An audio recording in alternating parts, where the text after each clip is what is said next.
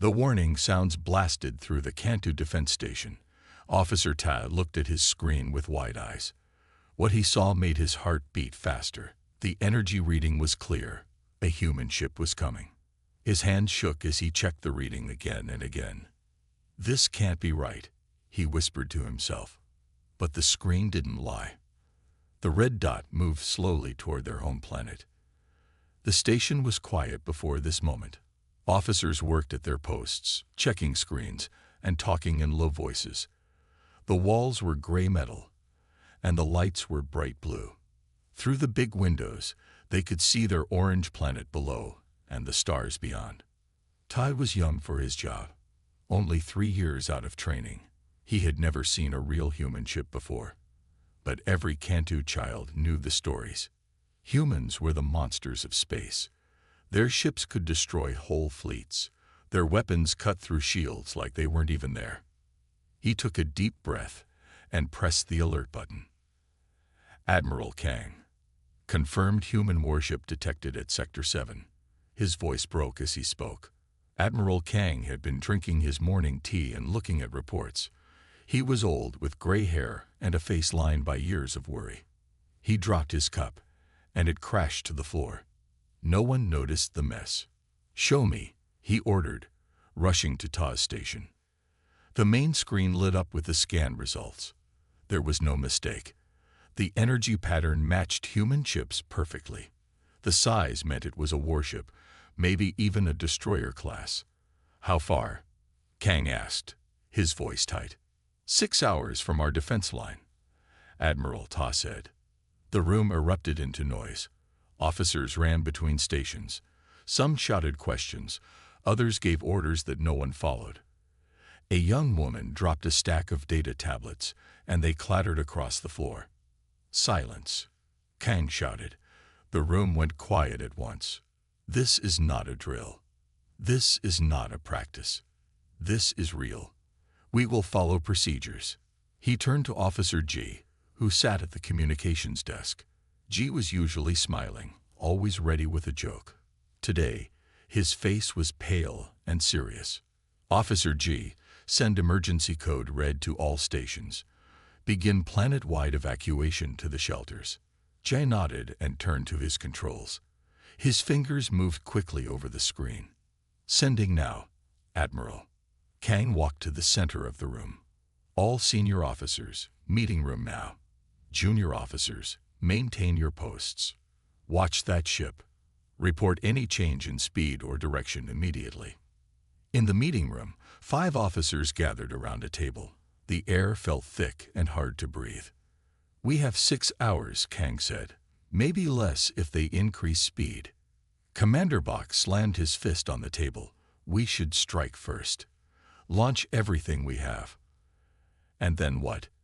asked Commander Min, the oldest person in the room. "Our weapons might not even scratch their hull. Remember the Battle of Blue Star? 300 of our ships, gone in minutes." "We have no choice but to evacuate as many people as possible," Kang said. "The deep shelters might protect them."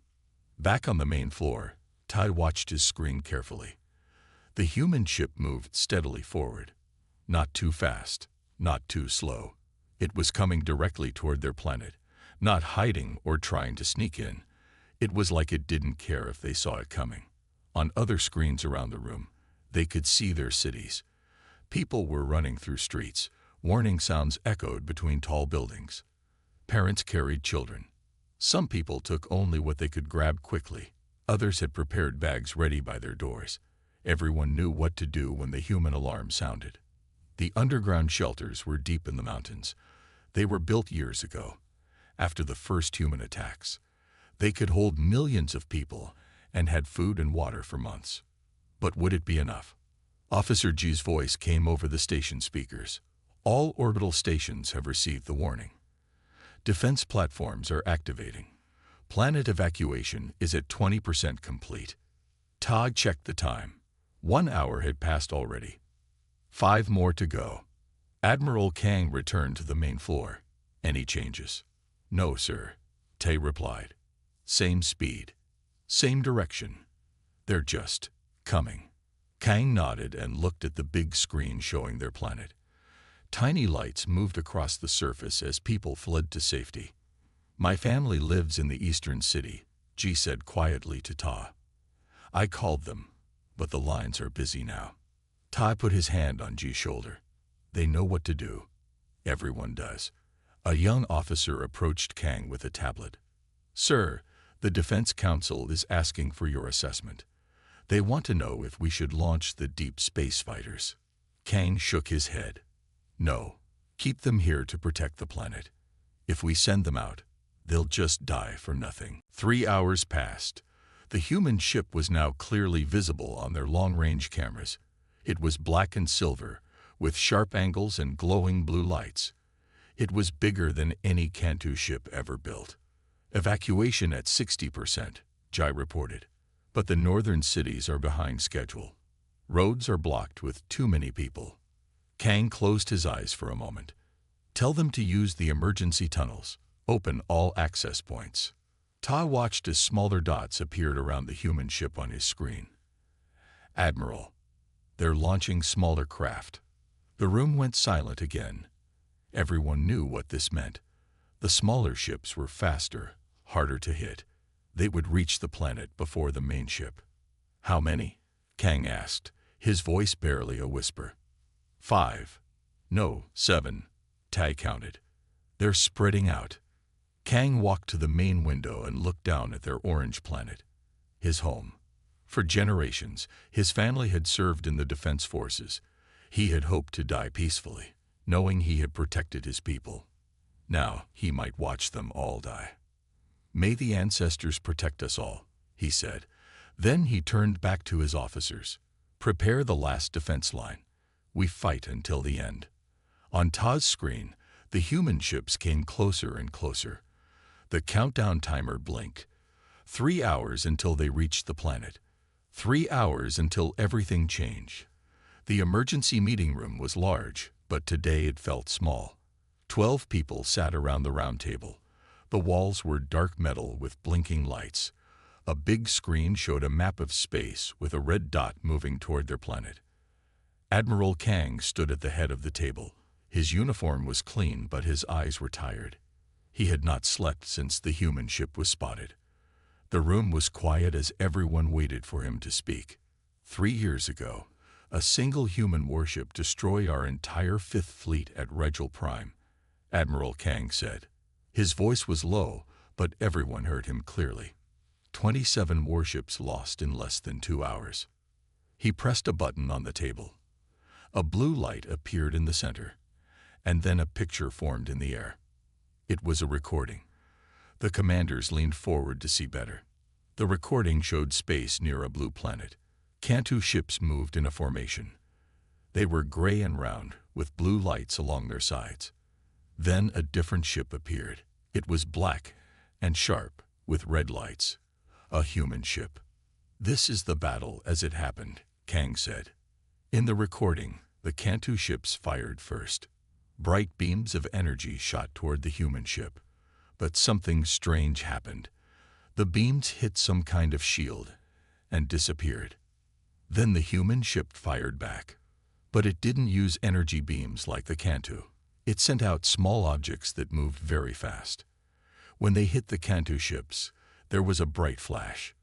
When the flash cleared, the ships were broken or completely gone. One by one, the Cantu ships in the recording were destroyed. Some tried to run away. The human ship caught them easily. Some tried to hide behind the planet. The human weapons went around the planet to find them. In less than 10 minutes of recording, all 27 Cantu ships were gone. The human ship then simply moved away, as if it had just finished a small task. Humans are unpredictable and dangerous, Admiral Kang continued when the recording ended. They adapt quickly. They take our technology and turn it against us. Commander Han nodded. He was a big man with a scar on his face from an old battle. I heard they captured one of our ships once. 3 months later, they had copied our energy shields and made them better. Their weapons cut through our best shields like they aren't even there, said Commander Po, a thin woman with short gray hair. and their ships are faster. We must use the Sunfire weapon, Commander Han said. It's our only chance. The Sunfire weapon was new and untested. It was designed to create a small star that would burn for a few seconds. Nothing could survive it, but it might also damage their own planet. The Sunfire might kill us all, said Commander Poe. We don't know if we can control it. As the commanders argued, a young officer stood up from her seat at the back of the room. Lieutenant Sue was not supposed to speak at these meetings. She was only there to take notes, but she couldn't stay quiet. With respect, Admiral, she said, her voice clear and strong. Our intelligence on humans remains incomplete. Their intentions. Commander Han's face turned red. Their intentions are clear. They've destroyed every fleet we sent against them. Lieutenant Sue didn't back down. Every fleet we sent against them, she said quietly but firmly. Have we ever tried to talk to them? The room went silent. The commanders looked at each other. No one answered. Is that true? Admiral Kang asked finally. Have we never attempted communication? Commander Poe looked down at her hands. The humans don't use the same communication systems we do. And after the first attack, it was decided that they were too dangerous to approach. The first attack, Sue said. When did it happen? Who attacked first? No one seemed to know. It had been many years ago, before most of them were in command. Sue walked to the main screen and touched some controls. I've been studying human Cantu encounters. There have been 17 major ones. In every single case, we fired first. That can't be right, Commander Han said. Look at the records, Sue challenged. The humans have never started a fight with us. They only fight back when we attack them. Admiral Kang looked troubled. Why would they come here now? To our homeworld? I don't know, Sue admitted. But shouldn't we try to find out before we use a weapon that might destroy us too? On the main screen, they could see that the human ship was still coming. It had not changed course. It had not sped up or slowed down. It had ignored all the warning signals they had sent. What do you suggest, Lieutenant? Admiral Kang asked. Let me take a small ship to meet them, Sue said. One ship, no weapons, just to talk. That's suicide. Commander Han shouted. They'll destroy you. Maybe, Sue said. Or maybe they'll listen. If I'm right, and they only attack when attacked, then a single unarmed ship should be safe. Admiral Kang looked at the young lieutenant. She was not like most officers. She had always asked difficult questions. She had studied human language and culture when others only studied how to fight them. And if you're wrong, he asked. Then I die, she said simply. But if I'm right, I might save our planet. The commanders began to argue again. Some thought it was worth trying. Others thought it was a waste of time. The human ship would be within firing range in 3 hours. Admiral Kang raised his hand, and everyone went quiet. I will allow it, he said. Lieutenant Sue will take a shuttle to meet the human ship, but we will continue to prepare the Sunfire weapon. If she fails, we must be ready. Lieutenant Sue nodded. Thank you, Admiral. As she left the room to prepare for her mission, she heard Commander Han say to Admiral Kang, You're sending her to die for nothing. Maybe, Admiral Kang replied. Or maybe she'll save us all. Sue walked quickly through the hallways of the station. Officers and crew members moved out of her way. Everyone was busy preparing for what might be their last battle. No one thought that talking to the humans would work. No one except her. She reached the shuttle bay and found a small ship being prepared. It was the smallest they had, just big enough for one person. It had no weapons, just as she had requested. As she checked the ship's systems, she thought about what she knew of humans. They were different from Cantu in many ways. They looked strange, with soft skin and hair on their heads. They came from a planet with more water than land. They breathed the same air, but they could handle more heat. Most importantly, they talked. In all her studies, one thing was clear. Humans loved to talk. Before they'd fought each other, they talked. When they made peace, they talked. The Cantu had never tried talking to them. "I hope you're right about this," said a voice behind her. It was Admiral Kang. "So do I," she replied honestly. "Why are you doing this?" he asked. "You could stay here, safe in the command center." Sue thought about it for a moment. "Because someone has to try. Because I don't believe that any species crosses the stars just to destroy others. There must be a reason they're here. I want to know what it is." Admiral Kang nodded slowly. "You have 2 hours. If you haven't made contact by then, come back. We'll use the Sunfire." Sue climbed into the small ship. As the door closed, she looked at Admiral Kang one last time. "I'll come back with answers," she promised. The shuttle lifted off the deck and moved toward the open bay doors. Beyond them was space, and somewhere out there, the human ship was coming closer. In the deepest part of the defense station was a round room with no windows. This was the emergency council room. 12 chairs sat around a large table. On the walls were screens showing the planet and the space around it. The red dot of the human ship was much closer now. Defense Minister's son stood at the head of the table. He was tall and thin with a long white beard. His hand shook slightly as he pointed to an image on the main screen. "The Sunfire weapon remains untested," he said. His voice was deep but trembled a little. "We built it to use against large fleets, not a single ship. If we use it now, it could destroy their ship, but also damage our own world." Admiral Kang rubbed his tired eyes. "How much damage?" "At minimum, it would burn away half our atmosphere. At worst." Minister's son didn't finish the sentence. He didn't need to. Everyone knew what the worst case was. "Then we use it only as a last option," Kang decided. While the council met, Lieutenant Sue had not gone to meet the human ship yet. Admiral Kang had given her 1 hour to gather more information before her mission. She and 5 other officers sat in the research room, surrounded by screens and old books. "Look at this," said Officer Min, the youngest of the team. He held up an old paper book. "This is from before the first human war. It says humans tried to send us messages for years, but we didn't understand their language." Sue took the book and read quickly. "This matches what I found in the military records. Humans sent 10 unarmed ships before we first attacked them." She turned to her own screen, which showed a timeline of all human Cantu encounters. "Admiral, I found something interesting."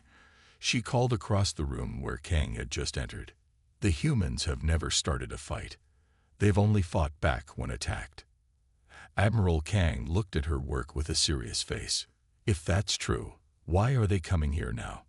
To our homeworld?" "I don't know," Sue admitted, "but I think we should wait to find out before we use the Sunfire." Across the planet, millions of Cantu people rushed to the mountain shelters. The streets of the cities were full of scared people carrying whatever they could.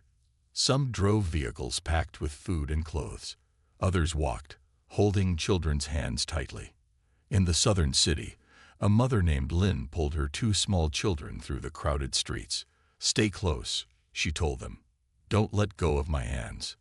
The sky was filled with small ships as those who could afford it tried to leave the planet. But there weren't enough ships for everyone. Most people had to go to the shelters on foot. Lin looked up at the sky. Somewhere up there was a human ship, coming closer every minute. She had heard the stories about humans. Everyone had. They were tall creatures with strange, soft skin and hair that grew from their heads. Their weapons could cut through anything. Their ships were faster than light. "Why are they coming, Mom?" asked her son. "I don't know," she said honestly, "but the shelters will protect us." She didn't really believe that. The shelters were deep in the mountains, but if the humans wanted to destroy the planet, no shelter would be enough.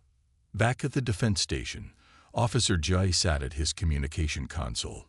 He had been trying to make sense of some strange signals coming from the human ship. "Admiral," he called suddenly, "we've intercepted communications from the human vessel." He adjusted some controls. The translation is difficult, but it doesn't seem aggressive. They're repeating the same message over and over. What does it say? Kang asked, coming to stand beside him. I'm not sure. Our translation program doesn't work well with human language. But I think they're saying. Ji listened again through his headset. I think they're saying, we come in peace, or maybe we need to speak with you. Could be a trick, said Commander Han, who had joined them. Humans are clever. Admiral Kang thought for a moment. Lieutenant Su, are you ready for your mission? Su stood up from her research. Yes, Admiral.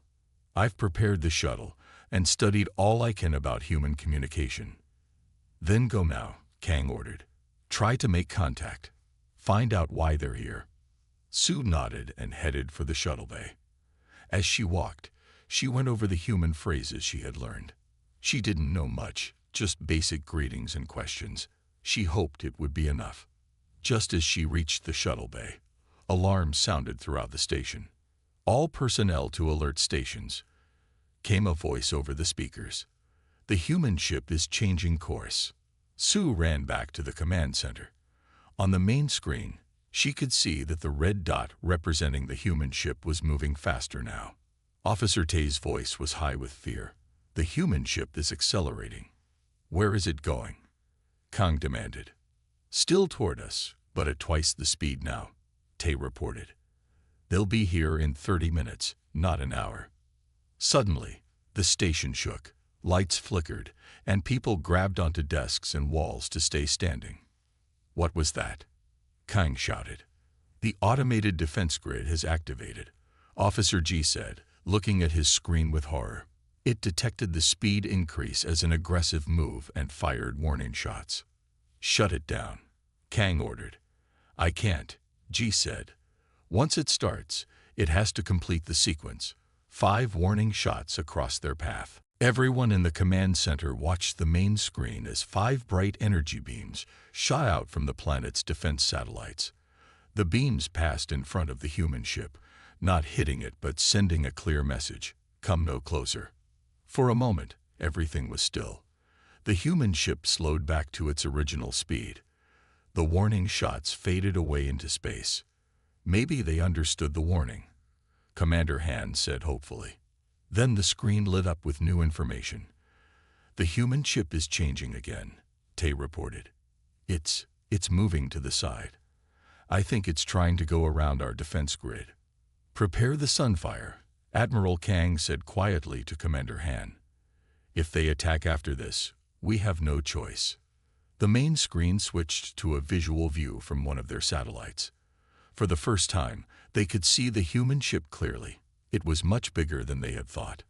Black metal with sharp edges and glowing lights along its sides. It was shaped like an arrow, pointing directly at them. Everyone in the command center gasped. Even in recordings, they had never seen a human ship this large or this close. That's not just a warship, Commander Han whispered. That's a dreadnought, their biggest class of ship. Su looked at the massive vessel with a mixture of fear and wonder.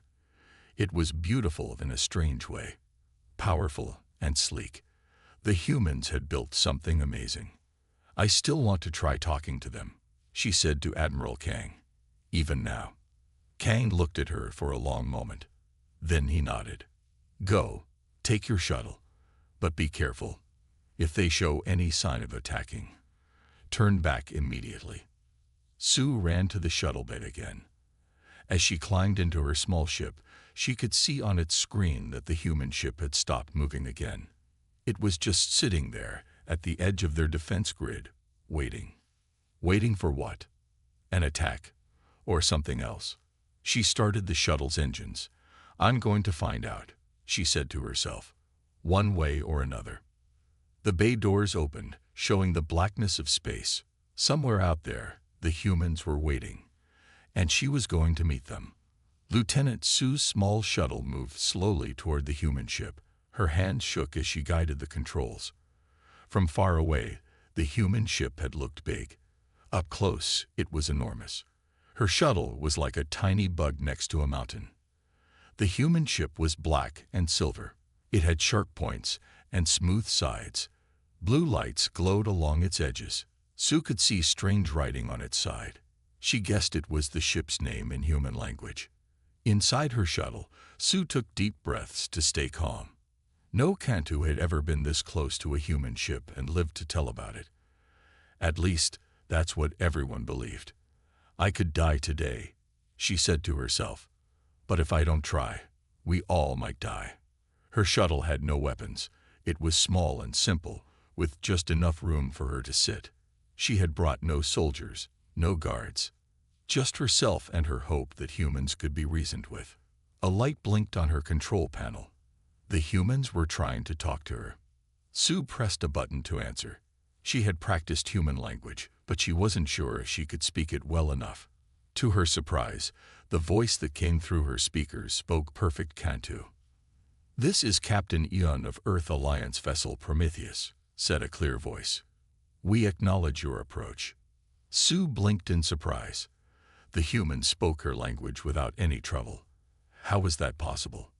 "Captain Eon, I am Lieutenant Sue of the Cantu Defense Force," she replied, trying to keep her voice steady. "I come seeking peaceful dialogue." There was a pause. Sue waited, her heart beating fast. What if she was wrong about the humans? What if they destroyed her shuttle right now? "Lieutenant," the human captain finally responded. "We've been trying to establish contact for weeks. We're on a humanitarian mission carrying medical supplies for the Orion colonies. We requested passage through your territory due to the radiation storm in the Deneb sector." Sue felt like her head was spinning. This wasn't what she expected. Not at all. "Medical supplies?" she asked. "Not weapons." "No weapons," Captain Eon confirmed. "Just medicine and doctors. The Orion colonies are suffering from a virus outbreak. They need our help." "But your ship," Sue said. "It's a warship. A dreadnought."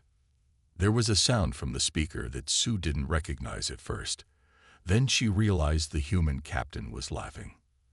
"The Prometheus isn't a dreadnought," Captain Eon said. "It's a medical frigate. One of our largest, yes, but it's designed to carry supplies and medical teams." Sue looked out her window at the massive ship. It didn't look like a medical ship to her.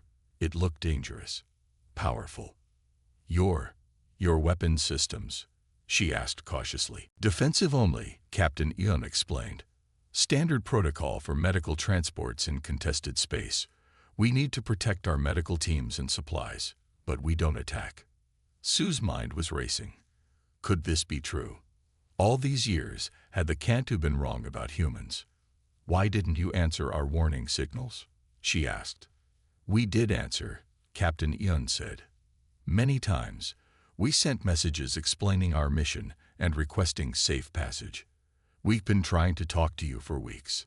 Sue remembered what Officer Jai had said about intercepted communications that didn't translate well. The humans had been trying to talk all along. "I would like to see your ship," Sue said, "to confirm what you're saying." "Of course," Captain Eon replied. "We can arrange for you to dock with us. I'll show you our medical facilities myself." As they were speaking, Sue noticed something on her scanner. There was a strange energy reading coming from the human ship. Something wasn't right. At the same moment, a red light began flashing on her control panel. Warning lights also began flashing on the human ship. Sue could see them through her window. "Captain," Sue said urgently, "our scanners detect a critical malfunction in your propulsion system." There was a pause, and Sue heard voices speaking quickly in the background. They were speaking human language, and she couldn't understand them. They sounded worried. "Confirmed," Captain Eon finally replied. Her voice was tense now. "The radiation damage is worse than we thought. We need emergency docking facilities or your core will breach near our homeworld." Sue finished. Horror filled her as she realized what this meant. The human ship's power core was damaged. If it failed completely, it would explode. The explosion would be massive, possibly damaging her planet even from this distance. "How did this happen?" Sue asked. "The radiation storm in the Deneb sector," Captain Eon explained. "We had to pass through the edge of it to save time. The Orion colonies need these medical supplies urgently. We thought our shields could handle it, but the radiation was stronger than our readings showed. Sue thought quickly. The human ship couldn't move away now. Any use of its engines might cause the core to explode immediately. But if they did nothing, it would eventually explode anyway. How long do we have? She asked. Our engineers estimate 3 hours before critical failure, Captain Ian said. Maybe 4 if we shut down all non-essential systems. Can you fix it? Not without help, the human captain admitted. We need specialized equipment that we don't have on board. Sue made a decision. It was risky, but there was no other choice. Captain Ian, I'm going to contact my people. We have repair facilities that might be able to help you. Thank you, Lieutenant, Captain Ian said. The relief in her voice was clear. We appreciate any assistance you can provide. Sue turned her shuttle around and headed back toward her planet. As she flew, she contacted the defense station. Admiral Kang, this is Lieutenant Sue. The situation is not what we thought. The human ship is a medical transport, not a warship. They're carrying supplies to help sick people in the Orion colonies. Are you certain of this? Admiral Kang asked, his voice doubtful. I spoke with their captain myself, Sue replied. But there's a more urgent problem. Their power core is damaged from radiation. It will explode in 3 to 4 hours if we don't help them fix it. There was silence for a moment. Then Admiral Kang spoke again. Return to the station immediately. We need to discuss this. When Sue arrived back at the station, she went straight to the command center. Admiral Kang and the other officers were waiting for her. Tell us everything, Kang ordered. Sue explained what she had learned. The human ship was on a peaceful mission. They had been trying to communicate all along. Their power core was damaged, and they needed help. It could be a trick, Commander Han said. They could be lying about the medical supplies. To what end? Sue asked. If they wanted to attack us, they could have done it already. Why make up a story about a damaged core? Maybe they really are damaged, Commander Poe suggested. But that's even more dangerous. If their core explodes near our planet, we have to help them, Sue said firmly. If we don't, their ship will explode, and many people will die, both humans and Cantu. Admiral Kang was quiet for a long time. Then he nodded. Contact the human captain, he ordered.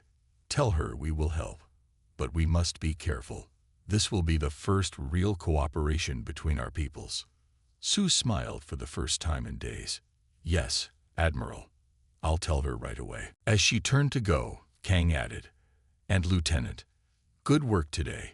Your courage may have saved us all. Sue nodded and hurried to contact Captain Yun with the good news. They had a lot of work to do, and not much time to do it. But for the first time, humans and Cantu would be working together instead of against each other. 3 days had passed since the human ship arrived. 3 days of hard work and new beginnings. The Cantu space station had never been so busy. Humans and Cantu worked side by side. They fixed the damaged ship and learned about each other. Admiral Kang stood on the observation deck of the station. Through the large window, he could see the human ship. It was still huge and black, but it didn't look scary anymore. Now it just looked like a ship that needed help. Beside Kang stood Captain Yun of the human ship. She was tall for a Cantu, but normal size for a human. Her skin was light brown, and she had short black hair. Her uniform was blue and white, with a red symbol on the chest. She didn't look like a monster from space. She looked like a person. It's amazing, Captain Yun said as they watched the workers below. 3 days ago, we thought you might destroy us. Now your people are helping fix our ship. We thought the same about you, Admiral Kang admitted. We were ready to use our most dangerous weapon. Below them, human and Cantu engineers moved around the damaged part of the Prometheus. They carried tools and spoke to each other through translation devices. Sometimes they used hand signals when words didn't work. Your Lieutenant Sue saved millions of lives, Captain Yun said. Both yours and ours. Kang nodded slowly. Yes, if she hadn't gone to talk to you, we would have used the Sunfire weapon. It might have destroyed your ship, but it would have hurt our planet too. And if your teams hadn't helped us fix our core, it would have exploded near your world, Captain Eun said. No one would have won. Kang turned to look at the human captain. There was something he needed to ask. I must know. Why did you not destroy us when we fired those warning shots at your ship? You could have. Captain Eun smiled. Her smile looked almost the same as a Cantu smile, just with smaller teeth. That's not who we are, she replied simply. Humans seek to understand before we act. Your warning shots were concerning, but not a declaration of war. We knew something was wrong. Either you were afraid of us, or there was a misunderstanding. All these years, we feared you based on misunderstandings, Kang said. He shook his head sadly. The Battle of Rigel Prime, Eun nodded. I read about it in our history books. You know of it? Kang was surprised. We lost 27 ships that day. And we lost 12, Captain Eun said. But they weren't warships. When your fleet surrounded our ships, you saw military vessels. We were actually evacuating civilians from a moon that was breaking apart. Our ships had shields and some weapons, but they were full of families, not soldiers. Kang felt cold all over. All these years, they had been wrong. The mighty human warriors who destroyed their fleet were just protecting their families. We didn't know, he said quietly. We thought you were invading. And when we fought back, you thought we were monsters, Captain Eun finished. And so the fear grew on both sides. They stood in silence for a moment, watching the workers below. A human engineer was showing a Cantu how to use a human tool. The Cantu was showing the human how to read Cantu measurement devices. We have much to learn from each other, Kang said finally. The door to the observation deck opened, and Lieutenant Su walked in. She carried a stack of papers. Her uniform was clean, and she stood tall. She looked different now, more confident. Meeting the humans had changed her. Admiral Kang, Captain Eun, she said with a small bow to each. The Council has approved the treaty. She handed the papers to Kang. The top page had official seals from both the Cantu High Council and the Human Earth Alliance. A treaty of friendship and cooperation, Kang read aloud. The first ever between our peoples. The Council also made a decision about future communication with humans, Su continued. She stood a little straighter. I've been appointed as diplomatic liaison to Earth Alliance. Congratulations, Lieutenant, Captain Eun said warmly. Or should I say Ambassador Su now? Su smiled. Not yet. I have much to learn first. I'll be traveling on the Prometheus to the Earth Alliance headquarters after you deliver the medical supplies to the Orion colonies. We would be honored to have you, Captain Eun said. That evening, there was a small celebration on the space station. Humans and Cantu shared food and drinks. The humans tried Cantu sweetbread and made funny faces at the taste. The Cantu tried human coffee and couldn't understand why humans liked it so much. Officer Tai, who had first spotted the human ship, talked with a human engineer about their different scanning technologies. Your scanners are amazing, the human said. They can see things ours can't. But yours work better in radiation storms, Tai replied. If you had our scanners, you might have avoided the damage to your ship. Maybe we can design new scanners together, the human suggested. Across the room, Officer G was learning human language from a human communications officer. Hello, my name is G, he said carefully in human language. Very good, the human said. Now try this one. Pleased to meet you. Admiral Kang watched all this with wonder. Just 4 days ago, they had been preparing for the end of their world. Now they were making friends. 2 weeks later, the repairs on the Prometheus were complete. The human ship was ready to continue its journey to the Orion colonies with the medical supplies, but it would not go alone. 2 of our fastest ships will escort you. Admiral Kang told Captain Eun at the departure ceremony. They will help you reach the Orion colonies safely and quickly. "Thank you, Admiral," Captain Eun said. "This marks a new chapter for both our peoples." On the bridge of the lead escort ship, Lieutenant Su stood by the window. She wore a new uniform now, with both Cantu and human symbols. She would be the first of her kind, a bridge between two peoples who had feared each other for too long. The Prometheus moved away from the space station, its engines glowing blue. The two Cantu ships moved with it, one on each side. Together, they turned toward the stars and accelerated. Sue watched as her homeworld grew smaller behind them. She felt a mixture of excitement and nervousness. She was going to see the human worlds, to learn their ways, to help build peace. "Lieutenant," called the ship's captain, "the Prometheus is requesting to speak with you." Sue moved to the communication station. Captain Yun's face appeared on the screen. "Ambassador Sue," she said with a smile, "are you ready for your new adventure?" "I am," Sue replied, "though I'm still just a lieutenant." "Not to us," Captain Yun said. "To us, you're the person who chose to understand instead of fear. That makes you an ambassador in the truest sense." As the ships moved faster and the stars began to streak by, Sue thought about how quickly everything had changed. 4 days ago, the entire Cantu world had panicked at the sight of a human ship. Now, they were allies. She had always believed that understanding was stronger than fear.